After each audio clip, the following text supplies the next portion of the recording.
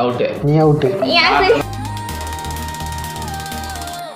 சோகமான விஷயம் சொல்ல போனாக்கா என் வாழ்க்கையில் ரொம்ப ரொம்ப ஃபேமிலி சைடில் தான் ரொம்ப நொந்து வைப்பாங்க. சொந்த பந்தங்க எல்லாமே கைவிட்டுட்டாங்க. வணக்கம் மக்களே, இது மிஸ்டர் ஜேடிகே விலாக்ஸ். பார்த்து என்ஜாய் பண்ணுங்க, சப்ஸ்கிரைப் பண்ணுங்க. இருங்க ஒரு நிமிஷம். எங்கள் டீமுக்கு இப்போது ஒரு எடிட்ரு அண்ட் கேமராமேன் தேவைப்படுது. ஸோ எங்கள் டீமில் நீங்களே ஜாயின் பண்ணணும் அப்படின்னாக்கா கால் பண்ணுங்கள், இல்லைனா வாட்ஸ்அப் பண்ணுங்கள். உங்கள் ஃப்ரெண்ட்ஸுங்க யாராவது எடிட்டிங் அண்ட் கேமராமேன் வேலை சர்ச் பண்ணிகிட்ருக்காங்க அப்படின்னா அவங்களுக்கு இந்த வீடியோ கொஞ்சம் ஷேர் பண்ணுங்கள். சரி உர்றாடே, சொந்த பந்தம்லாம் தான் நம்மக்கிட்ட 4 காசு இருந்தால் தான் வேணும்ன்ட்டு வருவாங்க. நம்மக்கிட்ட காசு இல்லைச்சிக்கா நம்மளை யாரும் மதிக்க விட மாட்டாங்க. சரி அதோட இப்போ சந்தோஷமான விஷயம், நீ திருச்செந்தூர் கூட்டு போனதா கடைசி வரைக்கும் டிக்கெட் புக் பண்ணுறேன் அன்ட்ரிஸ் வரல. இப்படி உட்கார வச்சு கூட்டு போனியா? இதோட வேற என்ன காமெடி வேணும்? காலை நீட்ட முடியல, மடக்க முடியல. யாரு செருப்பு பிஞ்சிரும்.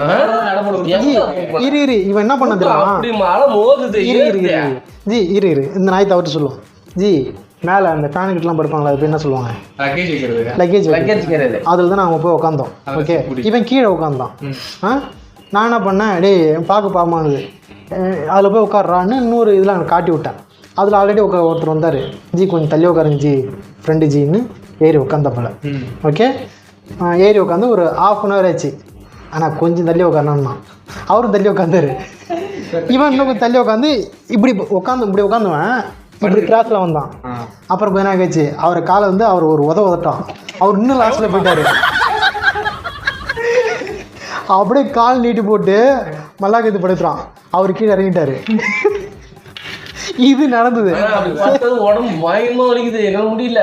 சரி இது போகும்போது தான் பண்ணான்னு பார்த்தனா, வரும்போது இவனா ஏறி உட்காந்துட்டான் ஒரு இதில். அதில் 2 பேர் உட்காந்தாங்க. அங்கேயும் இதுதான் நடந்தது. ஃபஸ்ட்டே படுத்துட்டான். அவர் கொஞ்சம் முன்னாடி தள்ளி உட்காந்தாரா, பின்னாடி காலை விட்டான். அதுக்கப்புறம் இன்னும் கொஞ்சம் தள்ளி உட்காந்தாரு, நல்லா விரிச்சிட்டான். அவர் கீழே இறங்கிட்டாரு. அந்த மாதிரி ஆளுவான். அதாவது கிட்டத்தட்ட பார்த்தோன்னா இவன் சிலிப்பியர் கோச்சில் போனது மாதிரி. நான் ஆரம்பிச்சிருவோண்ணா, உடனே முந்திட்டு வந்துடுறாங்களாம். சரி நான் சொல்லணும்னா என்ன சொல்கிறதுன்னா, எனக்கு சோகமான விஷயன்றதே கிடையாது. ஏன்னா அந்த சோகமான விஷயத்தப்பெல்லாம் நான் அப்படி ஏற்றுக்கிறதும் கிடையாது. எந்த சோகமான விஷயம் வந்தாலும் அதை வந்து ஜாலியாக ஃபன்னாக மனசில் நம்ம மாற்றிக்கிறது தானே. நான் ஊர் சைட்லேயும் சரி இங்கேயும் சரி இந்த மாதிரி குட்டி பச்சாசு கூட தான் நான் இருப்பேன் எப்போதுமே. சரி உனக்கே தெரியல, அங்கே ஆல்ரெடி இதுக்கு முன்னாடி நாங்கள் விஜயராகபுரத்தில் இருக்கும்போது அங்கேயும் சின்ன பசங்களாம் சேர்த்துப்பேன். அந்த சின்ன பசங்க கூட சேரும்போது அவங்கள கூட வச்சுக்கும்போது நம்மளும் அவங்க கூட அவங்க மனசளவு நம்ம ஆகிடும். அந்த கஷ்டத்தெல்லாம் மறந்துட்டு அவங்க ஈக்குவலுக்கு இருக்கும்போது ஒரு ஜாலியான ஒரு இது இருக்கும். அவங்கள எட்ட போயிட்டுனா அதுக்கப்புறம் நமக்கு நிறையா கஷ்டங்கள் இருக்குல்ல. ஒரு சைடு சொந்த பந்தம், ஒரு சைடு காசு, ஒரு சைடு லைஃபு அப்படின்னு நிறையா இருக்கும். அதை நான் பெருசாக எடுத்துக்கிட்டே கிடையாது. எப்போவுமே ஜாலியாக இருக்கணும். நமக்கு என்ன ஒரு கஷ்டம் வந்தாலும் அது வரதான் செய்யும். வரீங்களா வாங்க அப்படின்னு திக்கிங்க பாயில் வச்சுட்டு நம்ம இப்படி போயிட்டுருக்குது. அதுதான் நடந்து போயிட்டுருக்கு. சோகமான விஷயம் அப்படின்னா வந்து அப்போ வந்து நான் ஜாபுக்கு வந்து சென்னைக்கு வந்து ட்ரை பண்ணிட்டு இருந்திருக்கேன். சென்னைக்கு ட்ரை பண்ணுறப்ப வீட்டில் வந்து பணம் அனுப்பிச்சுட்டு இருந்தாங்க. ஒரு 1000 ரூபா 2000 ரூபா அது மாதிரி அனுப்பிச்சுடுவாங்க. அந்த காசுலாம் எனக்கு வந்து காலியாக போயிடும் குறிப்பிட்ட நேரத்துக்கு மேலே. அப்போ என்ன பண்ணேன், ஒரு நாள் வந்து எனக்கு அம்ஜிகரில் வந்து இன்டர்வியூ வச்சுருந்தாங்க. அம்ஜிகர் இன்டர்வியூ இருந்துச்சோடனே வடபழனிலேருந்து வந்து என்னோட ரூம் இருந்துச்சு. அப்போ வந்து பஸ்ஸுக்கு போகணுன்ற சொல்லி வீட்டில் வந்து எப்படி காசு கேட்கவா, நாளைக்கு இன்டர்வியூ போனோம், ஒரு பஸ்ஸுக்காவது ஏதாவது காசு அனுப்பிச்சுடுங்க அப்படின்னு கேட்கவா அப்படின்னு. ஏன்னா அப்போல்லாம் வந்து ஜிபே இதெல்லாம் வந்து அப்போ தான் வந்துக்கிட்டு இருக்கு ஸ்டார்டிங்கில். அப்போ வந்து டக்குன்னு யாருக்காவது ஃபோன் பண்ணி இப்போ ஒரு 50 ரூபா போட்டுவிடுங்க 100 ரூபா போட்டுவிடுங்க அப்படின்னு இது பண்ண முடியாது. அப்படின்ட்டு என்ன பண்ணாலும் யோசிச்சுக்கிட்டேன். சரி பரவாயில்ல அப்படின்ட்டு இங்கேருந்து வடபழனிலேருந்து அம்ஜிக்கரைக்கு நடந்தே போய் அந்த இன்டர்வியூ அட்டன் பண்ணிட்டேன். அதில் செலக்ட் ஆகிட்டேன். அதில் பரவாயில்லையே. அதுக்கப்புறம் தான் காசோட அருமையாக எனக்கு தெரிஞ்சிச்சு.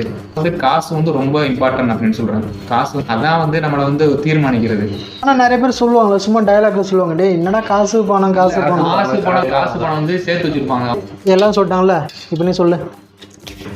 சந்தோஷமான விஷயம்னா 6th வந்து நான் மேக்ஸ்ல வந்து 100க்கு 98 மார்க் எடுத்திருக்கேன். சூப்பர் 98. யாரை பார்த்து ஏறினா?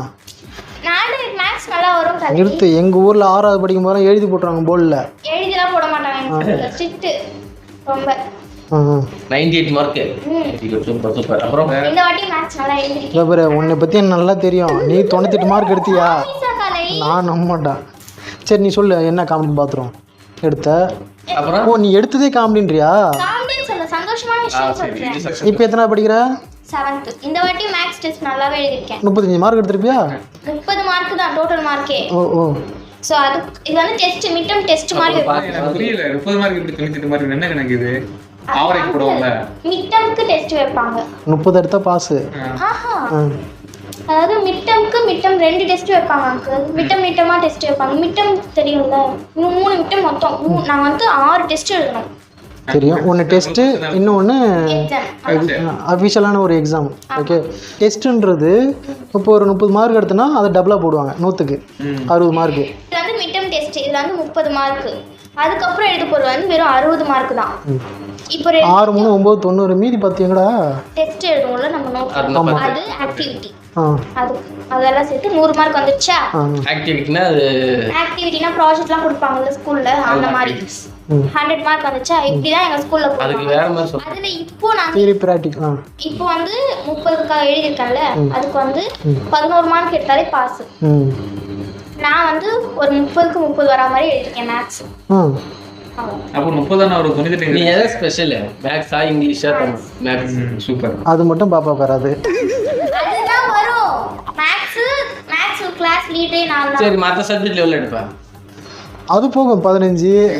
இல்ல தமிழ்ல வந்து ஒரு 26 5 அந்த மாதிரி வரும். மற்ற சப்ஜெக்ட்லாம் 25க்குள்ள தான் வரும்.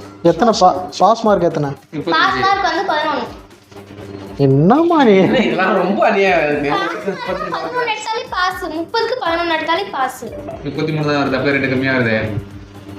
இவ்வளோ மார்க் குறைச்சிட்டாங்களா இப்போ? இல்ல நீ சொல்றது எங்களுக்கும் புரியல. இப்போ நான் தெளிவா சொல்றேன் பாக்கலை. இல்லைம்மா, இல்ல நான் தெளிவா சொல்றேன். நல்லா புரிஞ்சு. எல்லாம் புரிஞ்சுக்கணும்பா. கேள்வி கேட்டீங்க. ஆமா, நான் அதுக்கப்புறம் மாற்றி சொல்ல மாட்டேன். ஆமாம். இப்போ எனக்கு 30 மார்க்னா 30 மார்க்குக்கு 11 மார்க் எடுத்தாலே பாஸ். புரியுதா? நான் பேசாம இப்போ பிறந்துடலாம். நான் டோட்டலாக எடுக்கிறதே 11 10 9 6 தான். 11 மார்க்கா? 11 மார்க் எடுத்தாலே பாஸ். அடுத்து இது வந்து மிட்டம் டெஸ்ட். இதுக்கப்புறம் தான் எக்ஸாம். அதுக்கு வந்து ஒரு 30 மார்க் எடுத்தா அந்த மாதிரி பாஸ் மார்க். அது ஒரு நல்ல மார்க். இப்போ இது ரெண்டுத்தையும் ஆட் பண்ணும்போது இப்போ நம்ம வந்து 41 30 11. இப்போ டவுட் தான் கேக்குறீங்க. क्वेश्चन தான் கேக்குறீங்க. 30ம் 60ம் சேர்த்தா 90 ஆச்சா? அதுக்கப்புறம் 10 மார்க் வந்து ஆக்டிவிட்டி அண்ட் டெஸ்ட். அவ்வளவுதான். 100. இப்போ 100 ஆயிடுச்சா? இதுல நம்ம எவ்வளவு மார்க் இருக்குமோ அதான் போடுவோம். சரி வாங்க சாப்பிடலாம். புரிஞ்சு சுபா இத புரியல. ஏதாவது புரிஞ்சுது? புரிஞ்சு நான் படிக்கும் போதெல்லாம் 20. புரிஞ்சிருந்தா லைக் பண்ணுங்க மக்களே. சரி சாப்பிடலாமா? गाइस இப்போ வந்து நம்ம சாப்பிட போறோம். டோடை. சரி நான் டேஸ்ட் ஃபர்ஸ்ட் பார்த்துட்டுமா? டேஸ்ட் பாருங்க.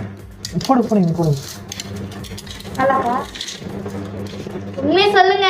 சாப்பிடுங்க. நல்லா இருந்தா நல்லா சாப்பிடலாம். அடுத்தவங்க வாயை வைக்கிற வரைக்கும் வாயை திறக்க மாட்டான். வாயை வச்சதுக்கு அப்புறம் தான் திறப்பான். போதும். ஃபர்ஸ்ட் நான் டேஸ்ட் பார்க்குறேன்.